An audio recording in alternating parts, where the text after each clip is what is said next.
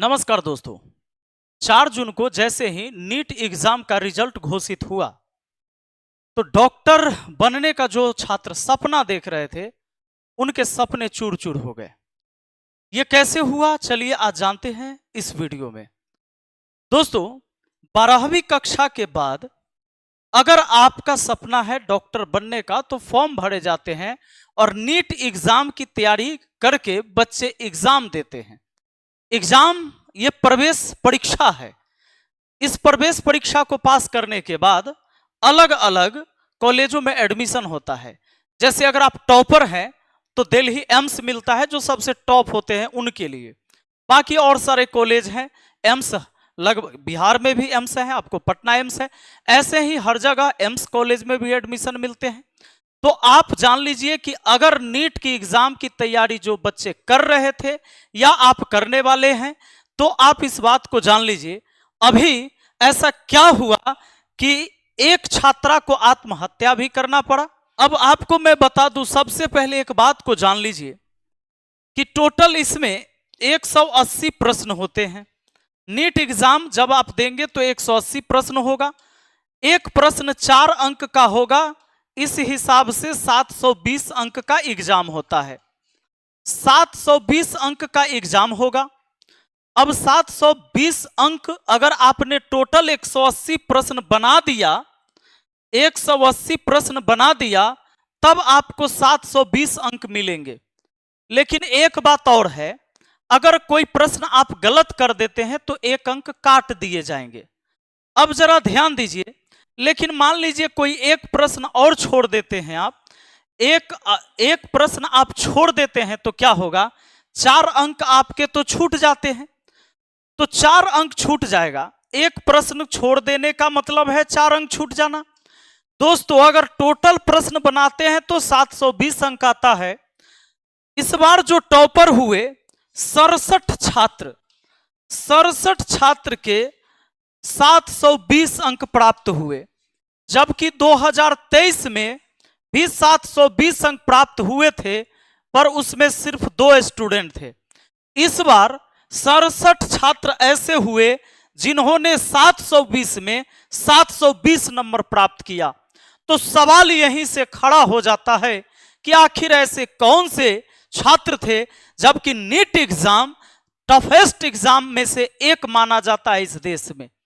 तो ध्यान दीजिएगा, ये 720 के 720 लाने वाले 67 छात्र हैं। अब इनको आप टॉपर कहेंगे, जबकि दिल्ली एम्स में 700 से अधिक नंबर लाने वाले को दिल्ली एम्स में एडमिशन मिलता था। अब उसमें 46 पद है। 46 पद पर बच्चों की चयनित होना है, उनको एडमिशन मिलेगा। अब 67 गो टॉपर है, तो अब किस हिसाब से इनको और किसको दिया जाएगा।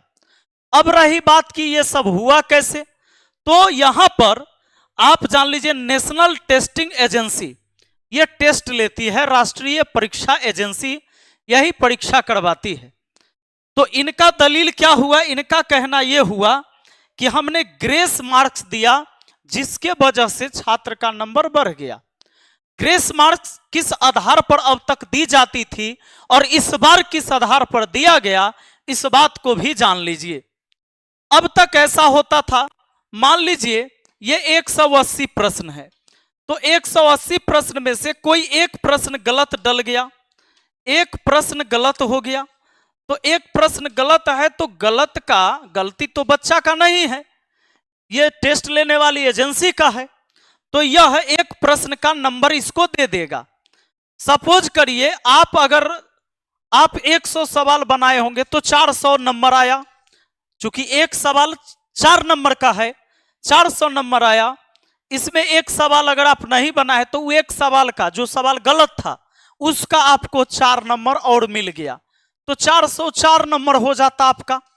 लेकिन इस बार किस आधार पर ग्रेस दिया गया है, इस बात को जान लीजिए।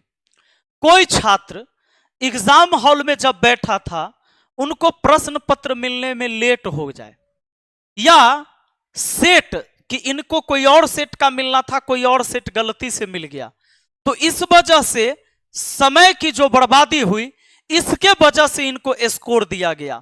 अब सोच लीजिए कि ऐसी दलीलें कितनी हद तक जायज है छात्र के हित में।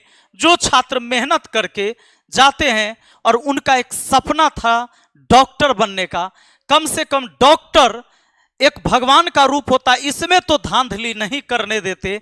लेकिन आपको मैं बता दूं कि इस आधार पर स्कोर दिया गया। आपको पता होगा अलख पांडे सर, फिजिक्स वाले, उनकी मैंने एक इंटरव्यू सुना। चूंकि मैं तो नहीं पढ़ाता हूं इन स्टूडेंट को, लेकिन वो लोग पढ़ाते हैं।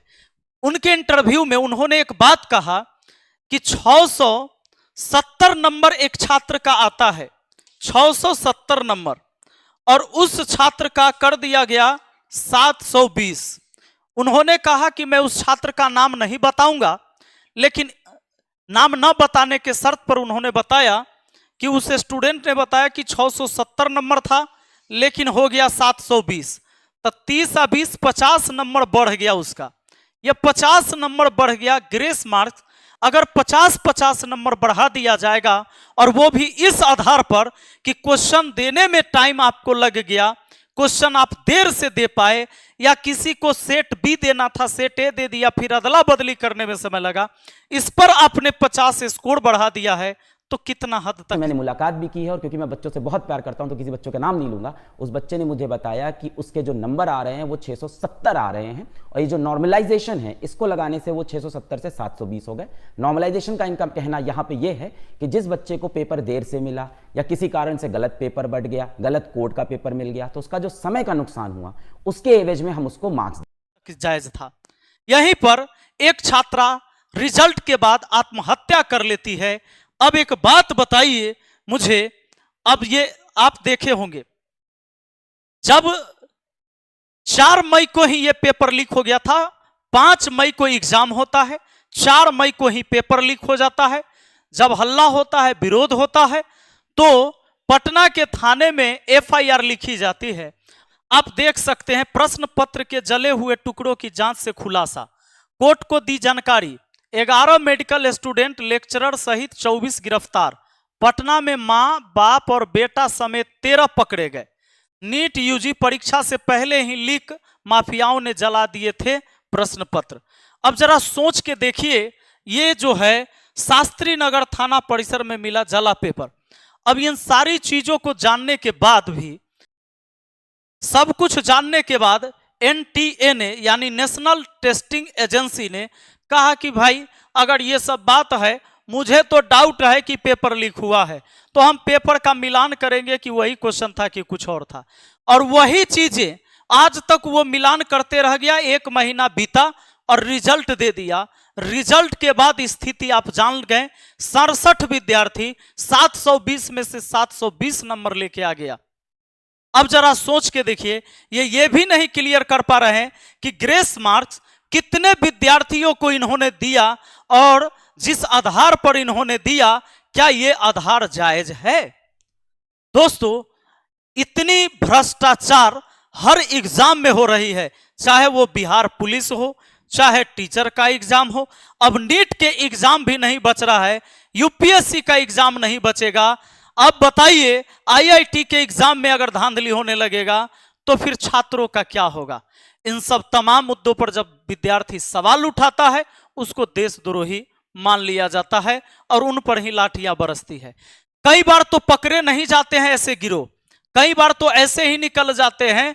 और जो गरीब और आम व्यक्ति का जो बच्चा है, जो मेहनत करके वो चाहता है अपने जीवन में कामयाब होना, लेकिन वो हो नहीं पाता है, क्योंकि अगर 720 में से 720 नंबर आ रहा है किसी को, तो आप सोच लीजिए उसमें भी 1-2 विद्यार्थी का नहीं, 67 विद्यार्थी का रहा है। और इस आधार से नॉर्मलाइजेशन सिस्टम किया गया है। अब जरा सोच के देखिए, अब 46 गो एम्स में एडमिशन होगा बच्चों का, उसमें 67 गो टॉपर है, किसको किस आधार पर होगा? इसके भी दिए गए हैं अपनी दलील कि इस आधार पर अब आगे पीछे माना जाएगा। एक और मापदंड जोड़ा गया है कि जे फॉर्म पहले भरा होगा ना, उसको पहले प्राथमिकता दिया जाएगा। ऐसे ऐसे अब दलील दिए जा रहे हैं, ऐसे एग्जाम होते हैं। और आपके नए वाले नेताजी का आपने स्टेटमेंट सुना है कि नहीं? नए वाले नेताजी का स्टेटमेंट जरा जान लीजिए। रिकॉर्ड बना दिया था जब कांग्रेस की सरकार वहां पे थी, सबसे ज्यादा पेपर वहां पे लीक हुआ था। यूपी में भी पेपर लीक हुआ, बिहार में भी पेपर लीक हुआ, बंगाल में पेपर लीक हुआ, देश के अनेकों कोने में एग्जाम होता है और पेपर लीक हो जाता है। उसके बाद से जो है एनटीए जो है एग्जाम लेता है, नीट का एग्जाम लेता है और वहां पे बच्चे जो है सवाल खड़े कर देते हैं। तो ये गलत है और ऐसा नहीं होना चाहिए। तो मैं नेताजी से विनती करना चाहूंगा कि ये बातें जब विपक्ष में बैठे हुए होते तब बोला जाता है। सत्ता में रहने वाला व्यक्ति ये बात नहीं बोलता है। सत्ता में रहने वाला व्यक्ति कार्रवाई करता है और कार्रवाई करवाता है। आप क्या कर रहे हैं? आप मांग कर रहे हैं, तो फिर विपक्ष वाला क्या करेगा? विपक्ष में बैठने वाला व्यक्ति क्या करेगा? तो ये नहीं होनी चाहिए थी।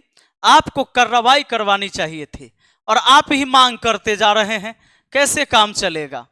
और आपने सुना, इन्होंने कांग्रेस की सरकार को कोस दिया, लेकिन इनको अभी तक पता है या नहीं, राजस्थान में अभी भाजपा की ही सरकार है और बिहार में भी भाजपा जदयू की ही सरकार है, जहां से ये सारे चीज बरामद हुए थे। तो इनको सरकार का नाम लेना चाहिए। अगर पिछली सरकार का नाम ले लिए हैं तो वर्तमान में पेपर लीक हुआ तो वर्तमान सरकार का नाम जरूर लेना चाहिए।